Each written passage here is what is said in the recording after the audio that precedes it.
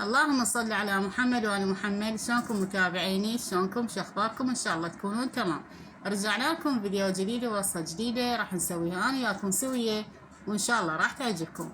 وصفتنا اليوم اللبلبي العراقي حبايبي، سويته وهذه الايام شوية كسر الجو وحبيت اسويه للاطفال وحبيت انشره لكم بطريقة كل سهلة وطيبة، وان شاء الله راح تستفادون من عندها. يلا نبدأ بسم الله ونشوف الفيديو سوا. اول شي عندنا حبايبي كيلو حمص غسلته ونقعته من الليل ليلة كاملة، اخليه على النار وارفع من عنده هذه الوخفة البيضة واتركه على نار هادئة لحد ما ينطبخ عندنا. تقريبا اخذ مني ساعتين ساعة ونص على نار هادية.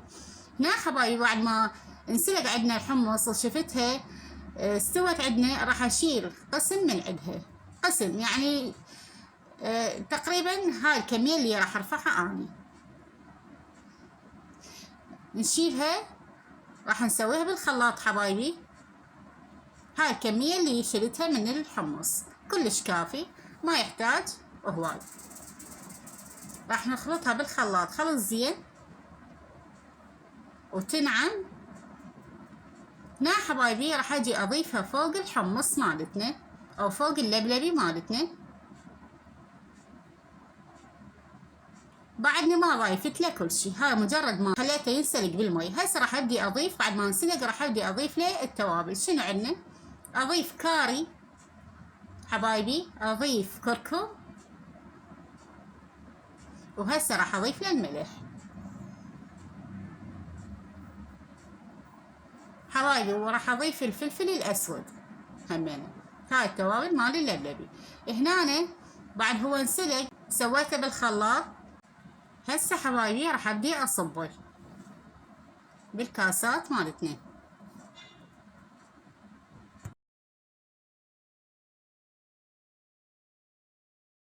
ناس تضيف لكسور، انا ما اضيف لكسور، ما احبه بالكسور.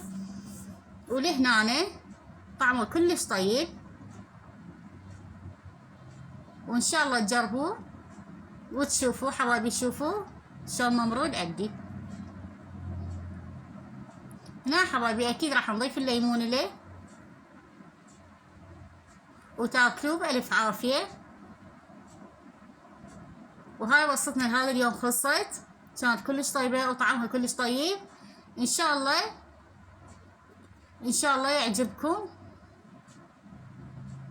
ولا تنسوني بلايك واشتراك حتى تصعد قناتي، قناة ام محمد للطبخ العراقي، وانتظروني وصفات جديدة انزلها لكم. مع السلامة حبايبي.